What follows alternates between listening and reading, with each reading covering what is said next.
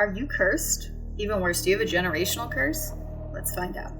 Hi, I'm Cinta Danu, the Lunar Shadow Creatrix, and I specialize in lunar shadow astrology, destiny magic, and creative ancestral alchemy. And I'm going to give you the top 10 signs that you may have a generational curse. So the first and most obvious sign that you have a generational curse is that you come from a family with a lot of family drama. That there's always a bunch of chaos, everyone is always in crisis, there's an abundance of problems and no one seems to solve them. Probably a generational curse. 2, if you are the black sheep of the family. So if you are constantly being criticized and ganged up on because you refuse to indulge in toxic dynamics, yeah, probably a generational curse. 3, if you come from a family with a lot of generational trauma. So if there's a lot of trauma that's being repeated and recreated over and over again throughout generations, probably a generational curse.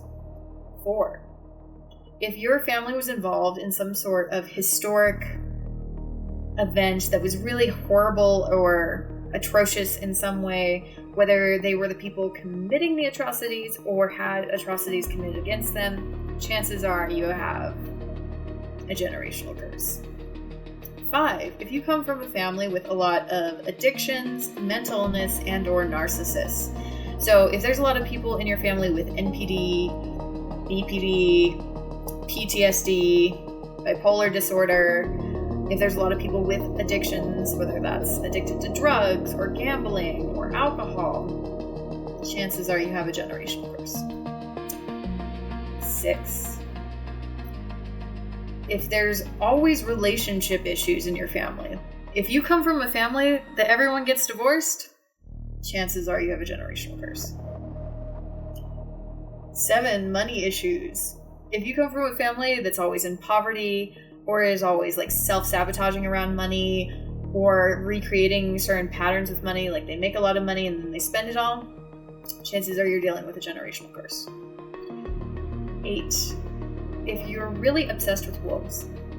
Like if you've always been in love with wolves since you were a child, that's an indication that spiritually your lifetime is really focused on family and that your spiritual growth really relies on your family dynamics for that growth.